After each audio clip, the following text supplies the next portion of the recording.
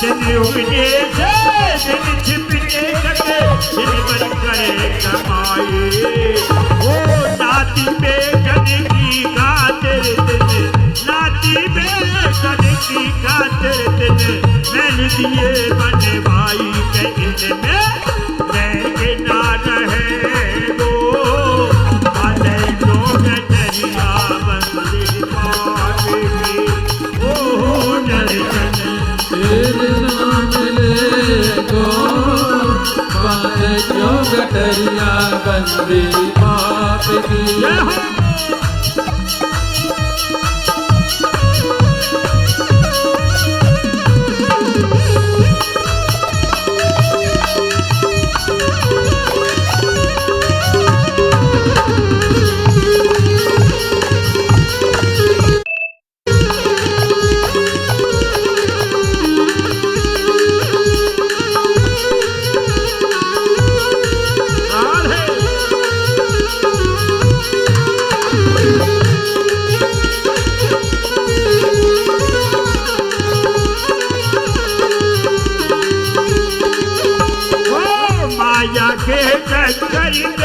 रोज मचावे डंका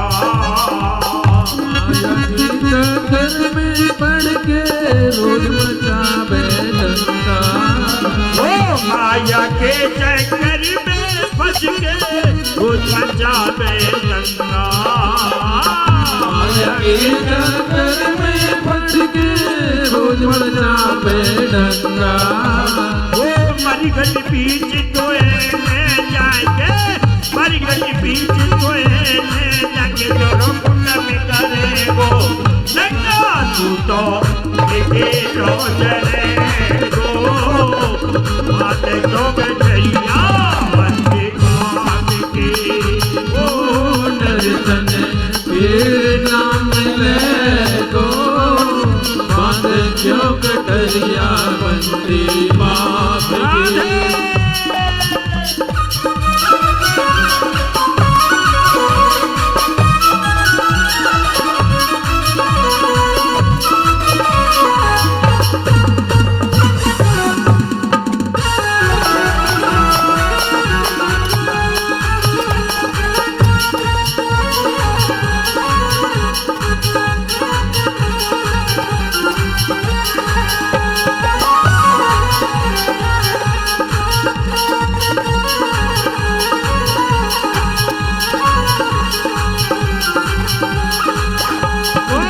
तेरी तक तेरी तेरी यारों में मोरी तक तेरी मैया तेरी तक तेरी तेरी यारों में मोरी तक तेरी मैया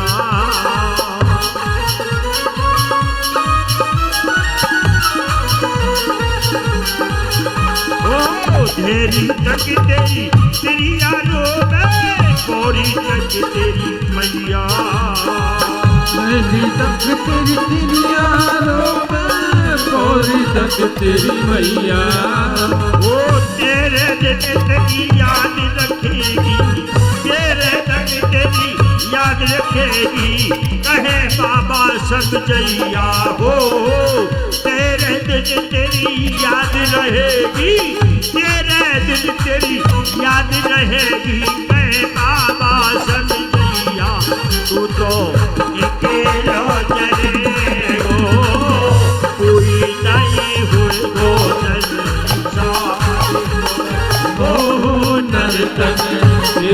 नाम ले गो बात जो कटरिया बंदे बाप की ओ दर्शन तेरे नाम ले गो बात जो कटरिया बंदे बाप की ओ दर्शन तेरे नाम ले गो बात जो कटरिया बंदे बाप की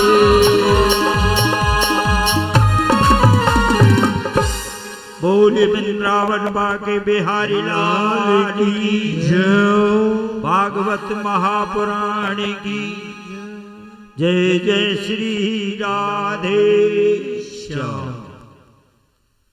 आइए कथा पर ध्यान देंगे।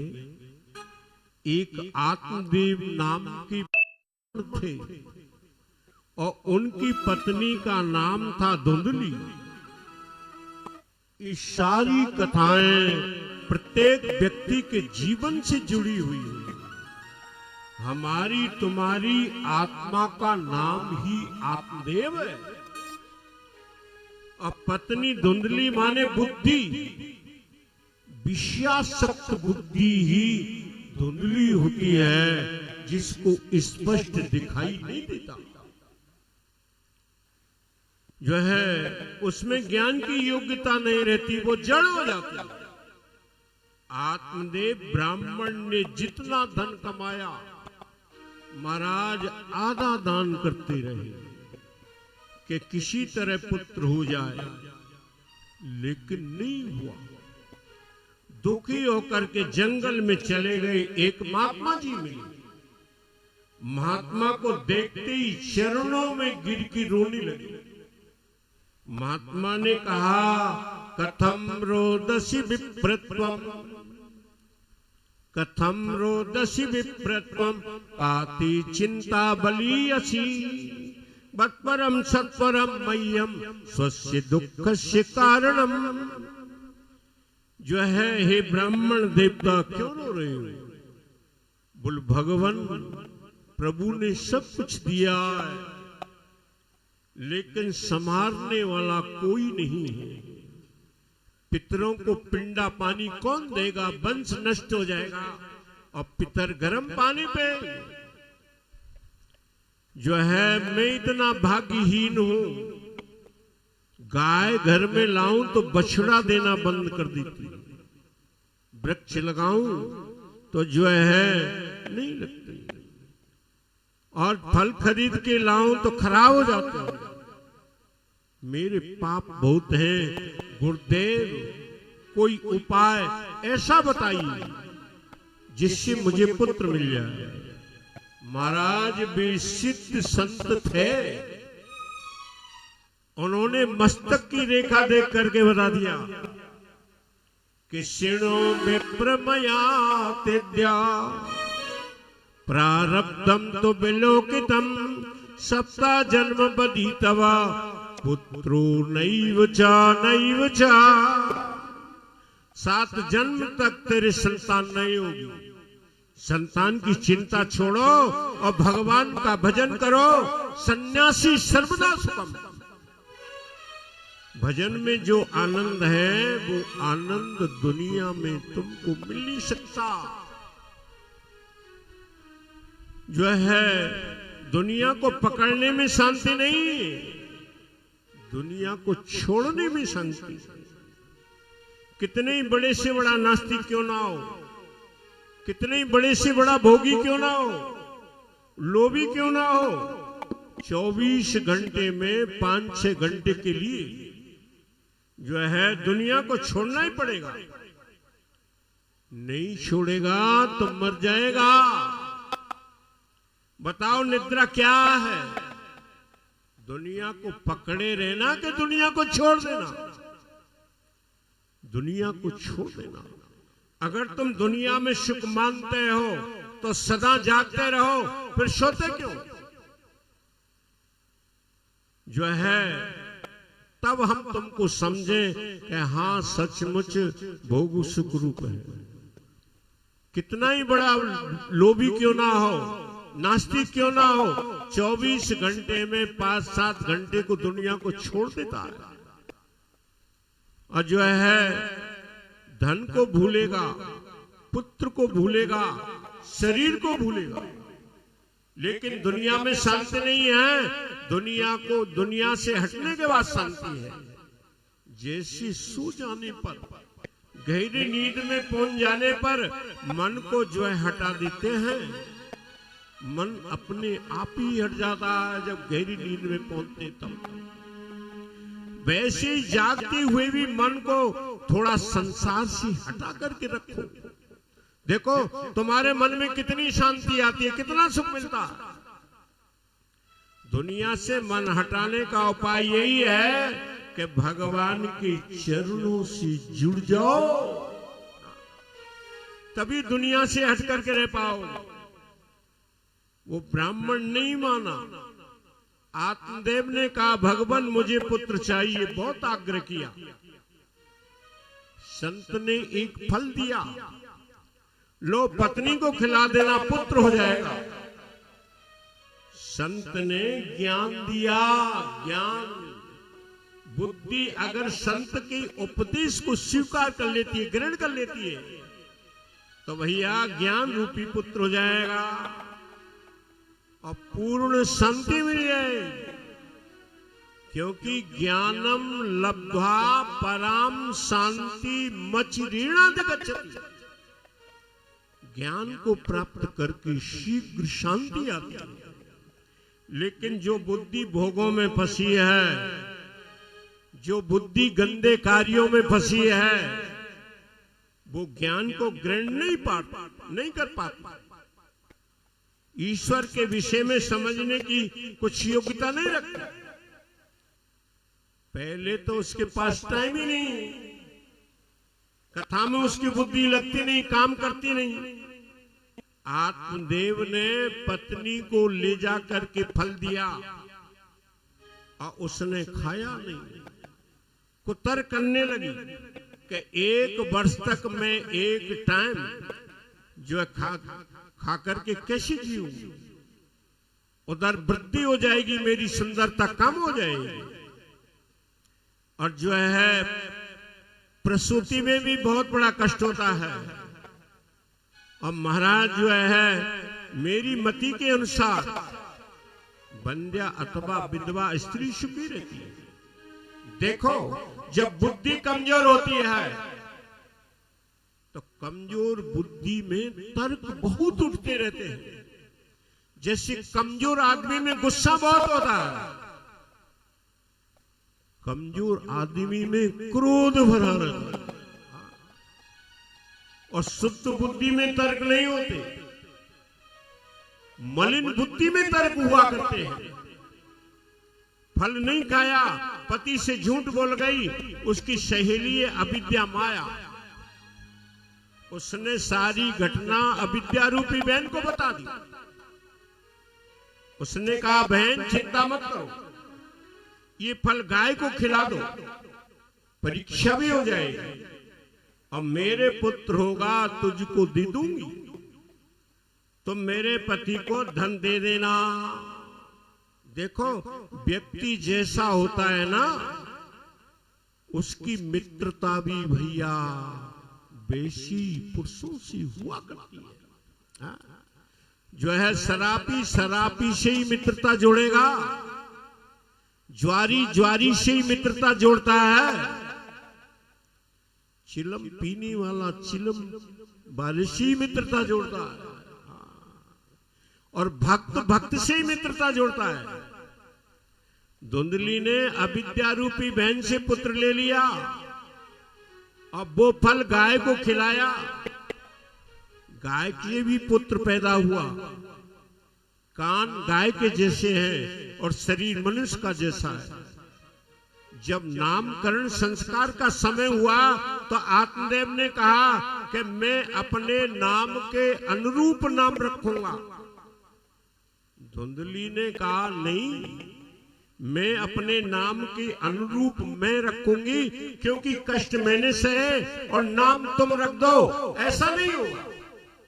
इसलिए मेरा नाम धुंधली है तो मेरे पुत्र का नाम धुंधकारी होगा। गाय के पुत्र का नाम गोकर्ण हुआ और गोकर्ण हुए ज्ञानी पुत्र, और धुंधकारी हुआ महादुष्ट। धुंधकारी जो है पड़ोसियों के बच्चों को ले जाए खिलाने के बहाने और कुएं में गिरा दे, दूसरों के घर में आग लगा दे, रास्ते में कांटे बिछा दे, और थोड़ा बड़ा हुआ शस्त्र लेकर के घूमता है, और जो कुत्ते साथ रखता है, हिंसा कर्म करता है, और जो है क्रोध में भरा रहता है। देखो जो नालायक संतान होती है ना, वो महाराज माता पिता को बहुत दुख देती है, बहुत कष्ट देती है। भागवत में लिखा है कि पुत्रहीन रह जाना अच्छा है नालायक पुत्र की अपेक्षा। हे परमात्मा, पुत्र दे तो लायक दे, नहीं तो बिना पुत्र के अच्छे हैं। आत्मदेव रोने लगे। धुंधकारी ने माता पिता की संपत्ति चुरा करके वेश्यागामी हो गया, सारा पैसा बर्बाद कर दिया और मारने भी लगा माता पिता को। पिता रोने लगे। संत ने ठीक ही कहा था, ऐसा पुत्र ना होता तो अच्छा था, लेकिन वो अब 60 वर्ष का हो गया, जाऊं तो जाऊं कहां, जो है क्या करूं। उसी समय गोकर्ण जी महाराज आ गए। गोकर्ण ने कहा, पिताजी इस माया मोह से ऊपर उठिए, क्योंकि साधक को मोह मृत्यु से भी बढ़कर होता है। पिताजी ये केवल तुम्हारे घर की बात नहीं है, ये घर घर की कहानी है। वो बड़ा भाग्यशाली परिवार है जिससे बहू और बेटे लायक मिल जाते हैं। गोकर्ण जी ने 2 श्लोकों में उपदेश दिया। देखो, संत ने दिया फल, वो खिलाया गाय को, उससे हुआ पुत्र, वो सारे नगर को तार देगा। और अविद्या रूपी बहन से लिया पुत्र, वो सारे घर और नगर को नरक बना देगा।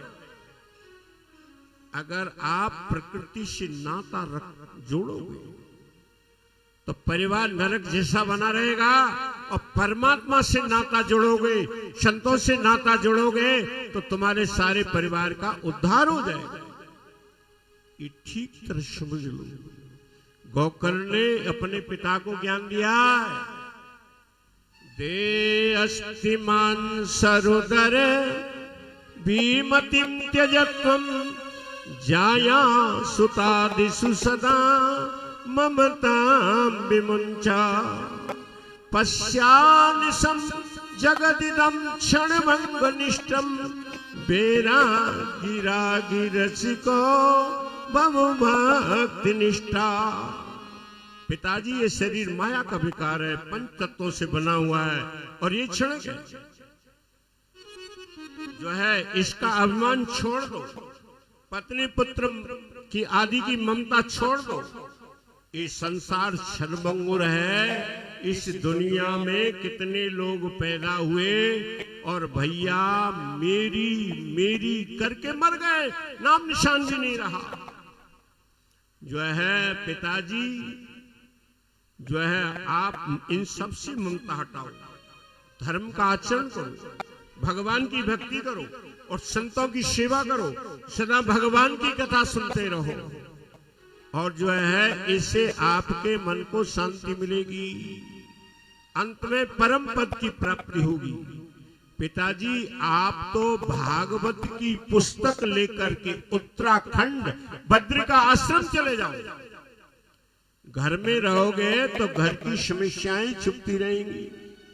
60 वर्ष की अवस्था में आत्मदेव बद्रीनाथ चले गए और 10वें स्कंद का पाठ करते करते और भगवान श्री कृष्ण का दर्शन हुआ, और जो है बेड़ा पार हुआ। और पिता के चले जाने के बाद धुंधकारी ने मां को मारा, और मां दुखी होकर के और जो है कुएं में गिर के मर गई।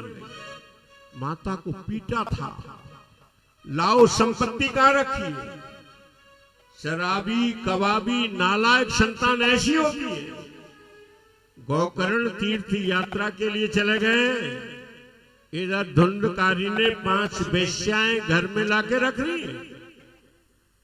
हमारी तुम्हारी 5 ज्ञान इंद्रियां ही 5 वेश्या, इनकी नित नई मांग होती है।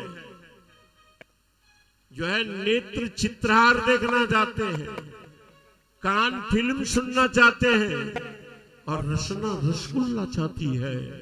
अपने अपने विषयों की तरफ ये रात दिन खींचती रहती है, और जो है इनकी इंद्रियों की तृप्ति के लिए हम पाप करते हैं। एक दिन वो धुंधकारी बहुत सा धन चुरा के लाया, और वैश्याओं ने आपस में विचार किया कि ये कभी पकड़ा जाएगा और मारा जाएगा। हमको भी परेशानी इसके साथ उठानी पड़ेगी, इसलिए हम ही इसको मार दें और मार करके धन लेकर के भाग चले। जब धुंधकारी सो गया शराब पी के, गले में रस्सा बांधा और लटका दिया, जब नहीं मरा तो उसके मुख में अग्नि के अंगार भर दिए, मर गया। वहीं पर कच्ची जमीन थी, खोद खाद के गड्ढा दफना दिया और गाड़ दिया। और वैश्या महाराज धन लेकर के भाग गई।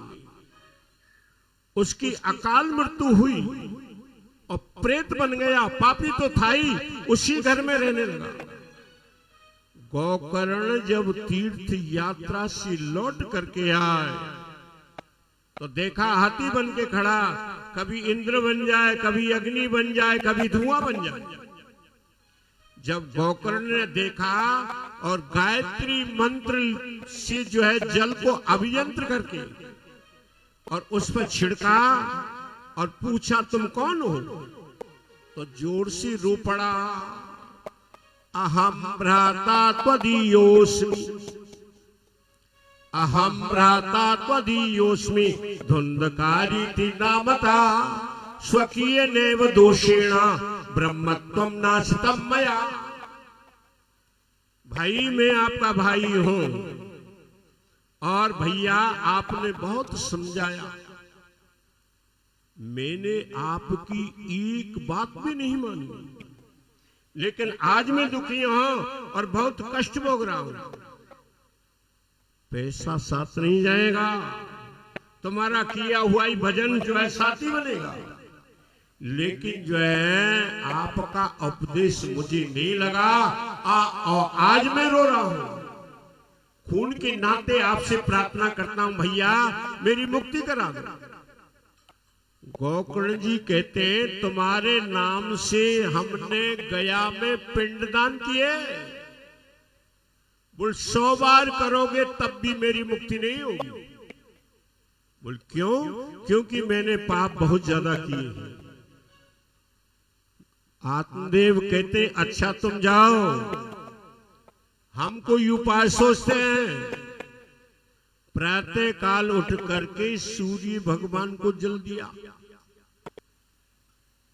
और सूर्य भगवान से जो है प्रार्थना करने लगे कि तुभ्यम नमो जगत साक्षिन्,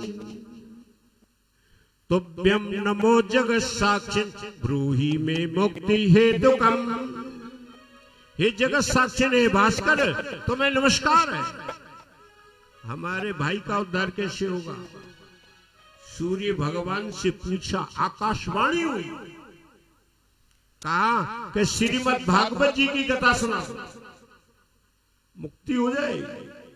गोकर्ण जी द्वारा भागवत जी का आयोजन प्रारंभ हुआ और बांस के अंदर धुंधकारी प्रेत का आह्वान किया।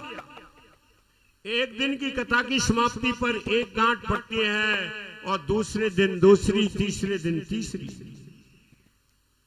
माने एक गांठ का फटना है कि जब हमारे अंदर जो दोष हैं, जो कमियां हैं, जो त्रुटि हैं, एक दिन की कथा सुनने पर एक दोष निकल जाए, एक भूल निकल जाए, एक गलती निकल जाए, यही बांस की गांठ का फटना है।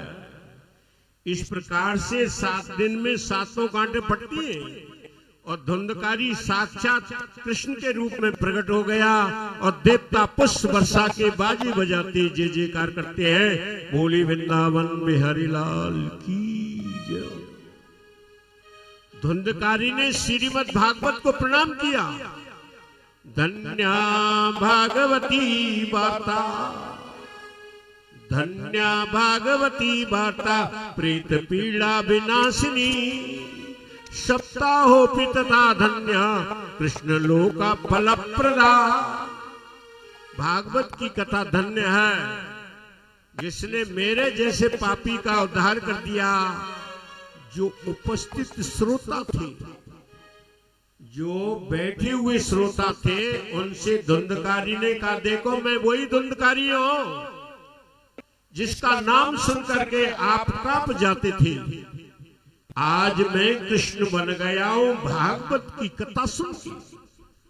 गोलोक धाम से विमान आया है। जब वो विमान में बैठने लगा तो गोकर्ण जी ने प्रश्न किया, ये कथा मैंने सुनाई और इन सब लोगों ने सुनी, इनके लिए विमान क्यों नहीं आया? धुंधकारी के लिए विमान क्यों आया? भगवान के पार्षदों ने कहा कि श्रवणस्य विभेदेना फल वेदो अत्र संसिता, श्रवणम तु कृतम सर्वै ना तथा मननम कृतम। हे गोकर्ण जी, श्रवण के भेद से फल में भेद हो गया। कथा सबने श्रवण की, ना तथा मननम कृतम, सबने कथा सुनी लेकिन मनन नहीं किया। कथा में आकर के बैठ जाने से लाभ नहीं हो। हम कहा करते हैं, देखो पहले किसी व्यक्ति ने जो है टेप रिकॉर्ड में कैसेट लगा दिए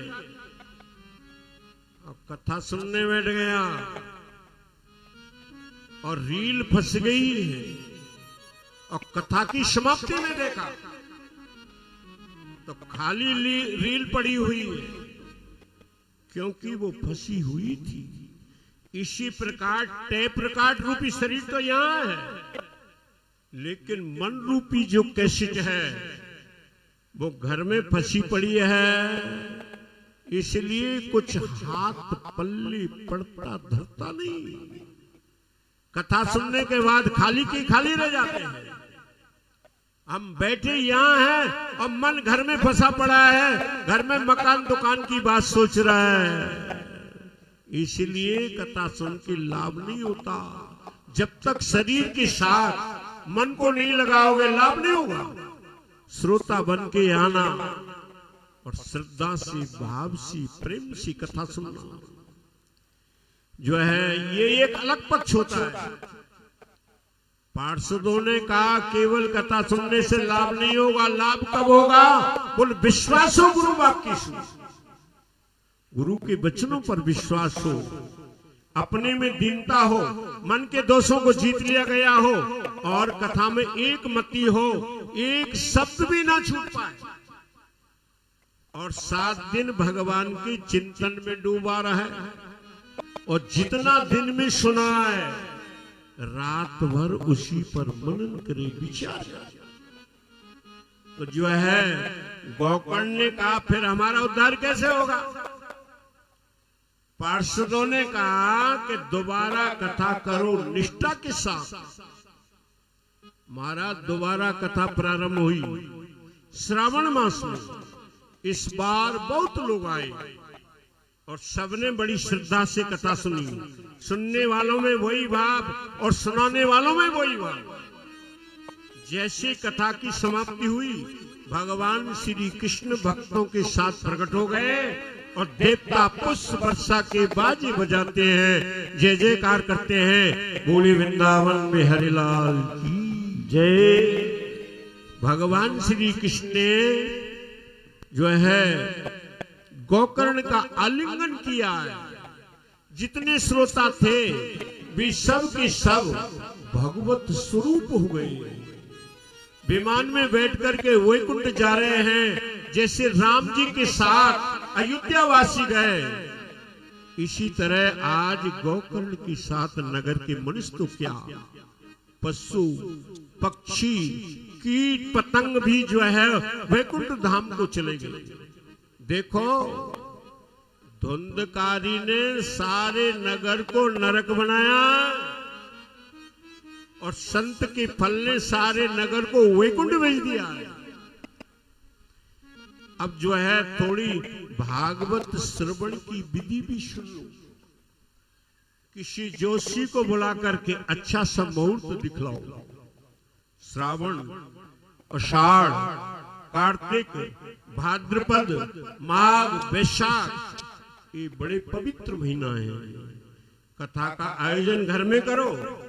अगर घर में जगह नहीं है तो मंदिरों में कराओ, तीर्थों में कराओ, जगह जगह पर सबको निमंत्रण भेज दो और प्रेम से आग्रह करो, विनती करो। और जो है व्रत करके कथा श्रवण की जाए तो बहुत अच्छी बात। अगर व्रत नहीं कर सकते हो तो कथा की समाप्ति के बाद में शाम को एक बार भोजन कर लो, सुबह थोड़ा सा कुछ फलाहार ले लो, थोड़ा सा बाल भोग ले लो, जिससे कि कथा में आलस ना आए।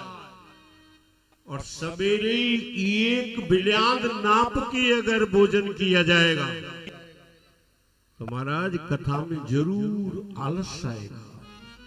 7 दिन के लिए दूसरी बातें छोड़ दो, केवल भगवान का चिंतन करो, किसी की निंदा, चुगली, झूठ, कपट मत करो, और ये सारी जिंदगी के लिए छूट जाए तो बहुत अच्छी बात है।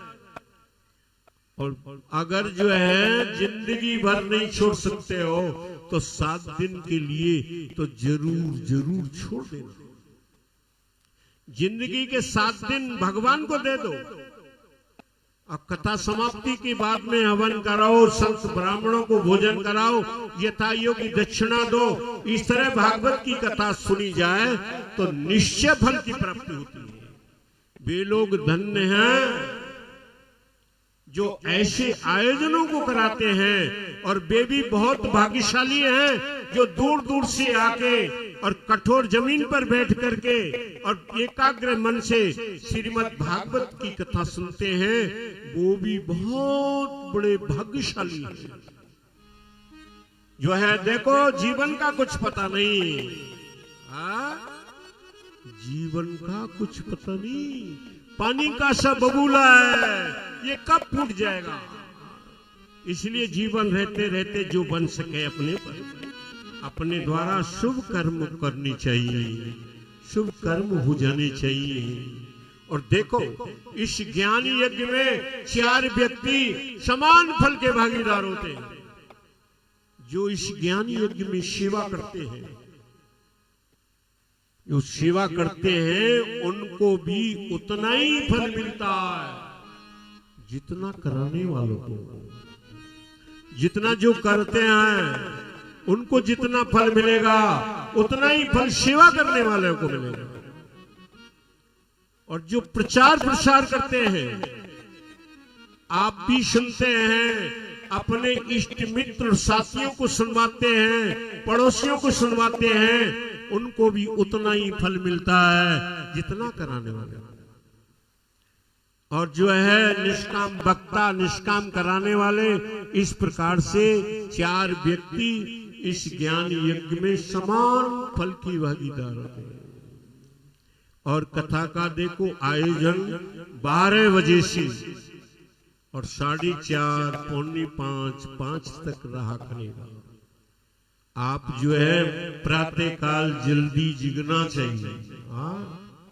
देखो हमारे गुरुजी कहा करते थे कि जो जल्दी जिगते हैं उनका कार्य है पाम के नीचे रहता है, और जो लेट जिगते हैं उनका कार्य सिर के ऊपर रहता है।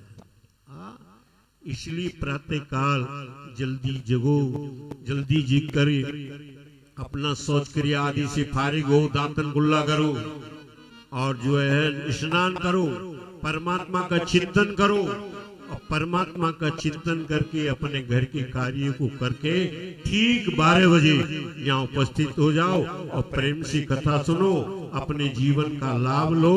बोली वृंदावन में हरि लाल की जय। अब आरती होगी, आरती होने के उपरांत प्रसाद लेकर के भगवान गुण गाते हुए अपने अपने घर जाएंगे। ठीक 12 बजे यहाँ उपस्थित हो जाओ, कथा सुनो, जीवन का लाभ लो। बोली वृंदावन बिहारी लाल की जय। जय। तो सभी भक्तजन आरती के लिए खड़े हो जाएं। जय श्री राधे, जय श्री राधे।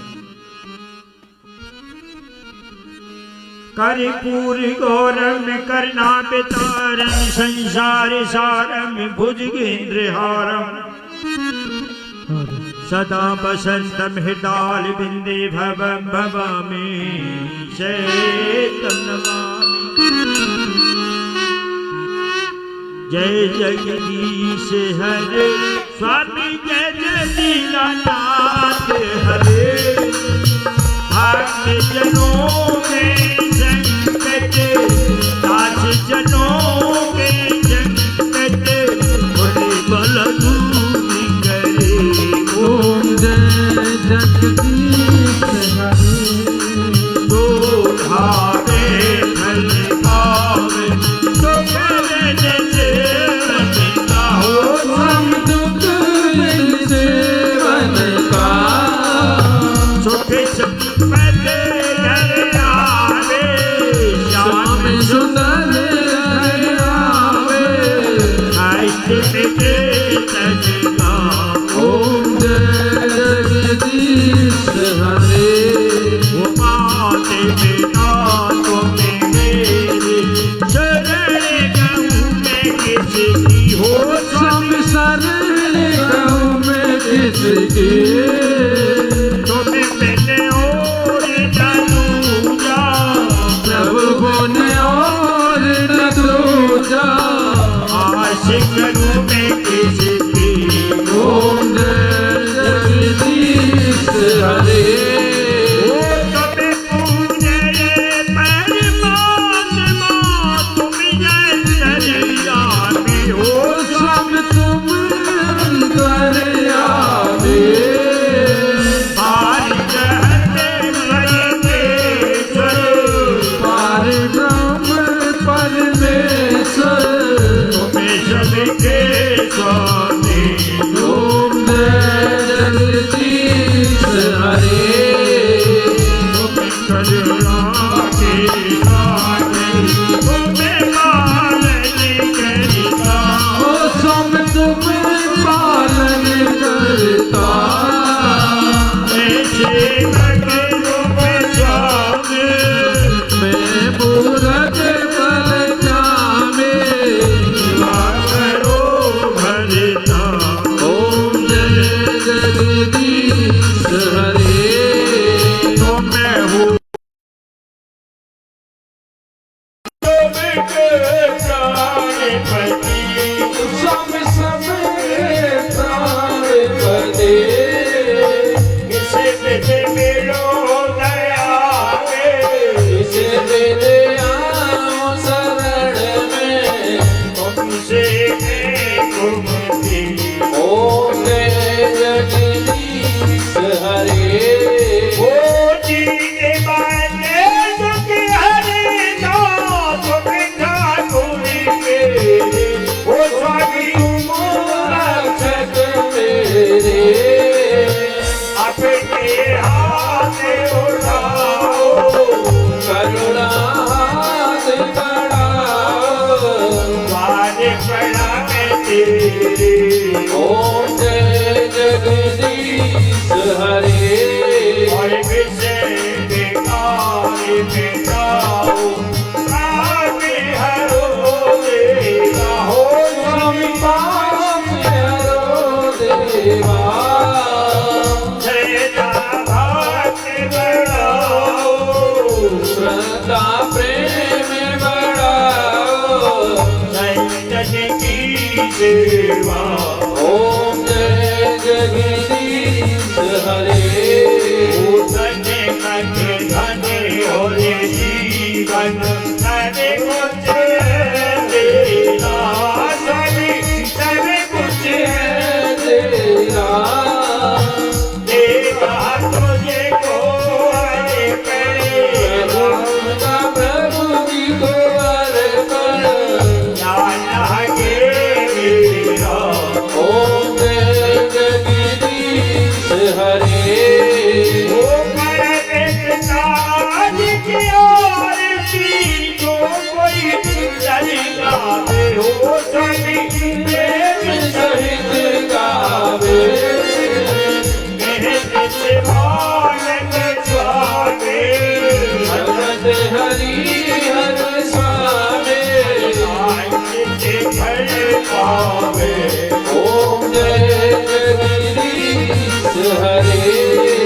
मथुरा के हरि जन लियो है ओ बोले अति प्यारो स्वामी बोले अति प्यारो आरती वही संपूर्ण आरती वही संपूर्ण बोलो सभी जयकारो ओम जय जगदीश हरे जय जगदीश हरे कभी जय जगन्नाथ हरे कभी जय भोलेनाथ हरे आगे जनों के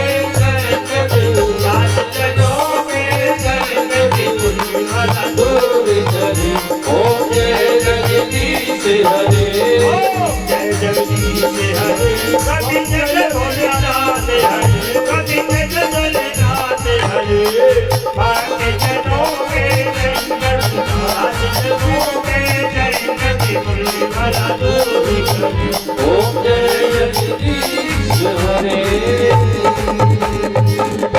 हरि ओम जय न जज्ञमय जन्त देवास्तानि धर्माणि प्रथमान्यासन्न देहनाकं महिमानः सजन्तर प्रभुर्वि साध्याः सन्ति देवाः ॐ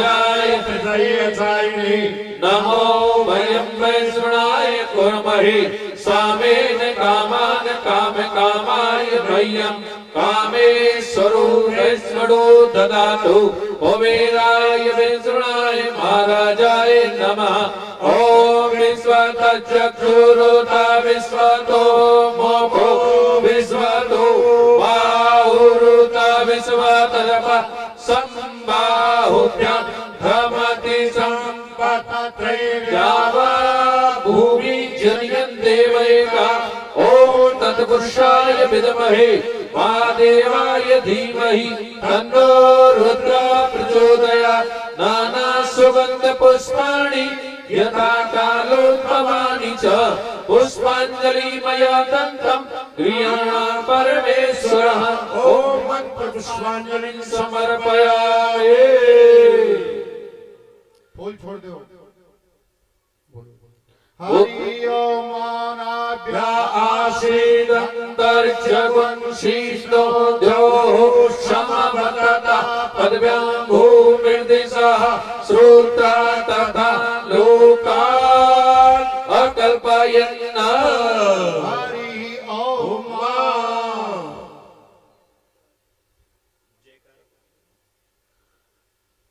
बोलिए सच्चिदानंद भगवान की जय बोलिए सद्गुरुदेव भगवान की जय बोलिए वृंदावन बिहारी लाल की बोलिए सियापत रामचंद्र की बोलिए हनुमान जी महाराज की बोलिए गणेश जी महाराज की बोलिए गिरिराज जी महाराज की बोलिए भागवत महापुराण की बोलिए व्यास जी महाराज की बोलिए सुखदेव जी महाराज की बोलिए परीक्षित जी महाराज की बोलिए गौ माता की बोलिए बस्ती माता की बोलिए सरस्वती माता की बोलिए यहाँ के सभी देवी देवताओं की बोलिए अब अपने माता पिताओं की बोलिए अब अपने गुरुदेव महाराज की बोलिए शिव शंकर महाराज की ओम नमः पार्वती पते हर हर महादेव राधे श्याम। सभी प्रसाद बैठ के लेंगे सभी बैठ जाएं और बैठ करके प्रसाद लें और प्रसाद को गिराए नहीं और सभी को समानता व्यवहार से जो है प्रसाद दिया जाए। आते रहना भूल न जाना और लेते जाना लेते जाना रे प्रभु का नाम थोड़ा थोड़ा लेते जाना रे हरि का नाम थोड़ा थोड़ा लेते जाना रे प्रभु का नाम थोड़ा थोड़ा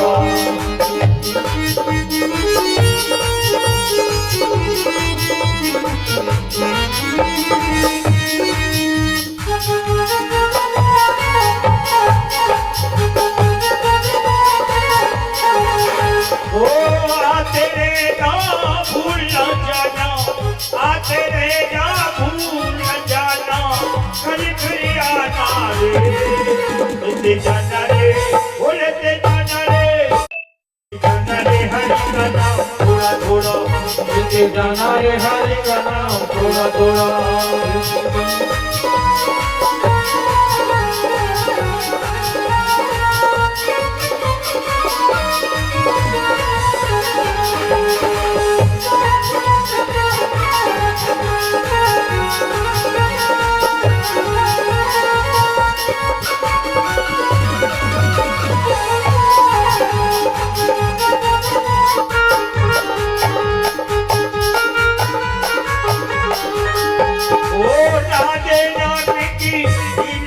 भोली सबकी भरती काली राधे भोली सबकी भरती काली राधे भोली सबकी भरती काले रे राधे का नाम थोड़ा थोड़ा लेके जाना रे हरि का नाम थोड़ा थोड़ा ओ लेते जाना भूल जाना लेते जाना भूल जाना कल फिर आना रे लेके जाना रे